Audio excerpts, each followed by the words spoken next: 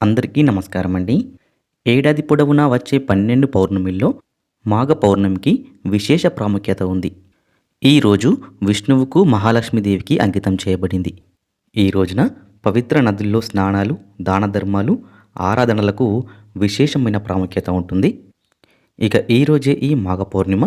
సూర్యుడు మకర రాశిలో, బృహస్పతి వృషభ రాశిలో ఉన్నప్పుడు అమృత స్నానం ఏర్పడుతుందని జ్యోతిష్యులు చెబుతున్నారు. ఇక ఈ రోజున అంటే ఈ ఫిబ్రవరి 12న సూర్యుడు కుంభరాశిలో ఉంటాడు కాబట్టి ఈసారి సాధారణ స్నానం మాత్రమే ఉంటుంది. ఇక హిందూ మతంలో మాఘమాసంలోని పౌర్ణమికి ప్రత్యేక ప్రాముఖ్యత ఉంటుంది. మాఘ పూర్ణిమ నాడు స్నానం, దానం, జపం, తర్పణాలకు విశేష ప్రాముఖ్యత ఉంది. ఈ రోజున సూర్యోదయానికి ముందే పవిత్ర నదుల్లో స్నానం చేస్తే పాపాలు నశించి మోక్షం లభిస్తుంది. ఇక ఈ రోజున విష్ణువు, హనుమంతుణ్ణి పూజించడంతో పాటు చంద్రుణ్ణి పూజించి ఉపవాసం చేయాలి. దాన ధర్మాలు చేయడం, పేదలకు అన్నం పెట్టడం ద్వారా పుణ్యం లభిస్తుంది. దుస్తుల దానం కూడా ముఖ్యమైనదిగా భావిస్తారు. ఇక ఈ పర్వదినాన్న ఉదయాన్నే నిద్రలేచి స్నానం చేయాలి. ఈ రోజున పవిత్ర నదుల్లో స్నానానికి ఎంతో ప్రాముఖ్యత ఉంటుంది.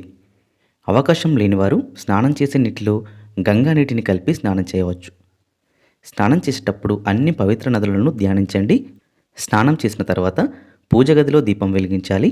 వీలైతే ఈ రోజున ఉపవాసం కూడా చేయండి. గంగా జలంతో సకల దేవతలకు అభిషేకం చేయండి.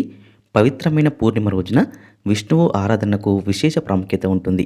ఇక ఈ రోజున విష్ణువుతో పాటు లక్ష్మీదేవిని కూడా పూజించాలి. విష్ణుమూర్తికి నైవేద్యాలు సమర్పించండి. తులసి దళాలను కూడా సమర్పించండి. విష్ణువుకు, లక్ష్మీదేవికి హారతి ఇవ్వండి.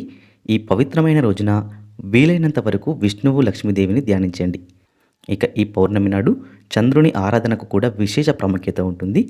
చంద్రోదయం తర్వాత చంద్రుడిని పూజించాలి. చంద్రుడికి అర్ఘ్యం సమర్పించడం వల్ల లోపాల నుంచి విముక్తి లభిస్తుంది. ఇక ఈ రోజున పేదలకు సహాయం చేయండి. మీ ఇంటి చుట్టుపక్కల ఆవు ఉంటే గనక ఆవుకు ఆహారం ఇవ్వండి. ఆవుకు ఆహారం పెట్టడం వల్ల అనేక రకాల సమస్యలు తొలగిపోతాయి.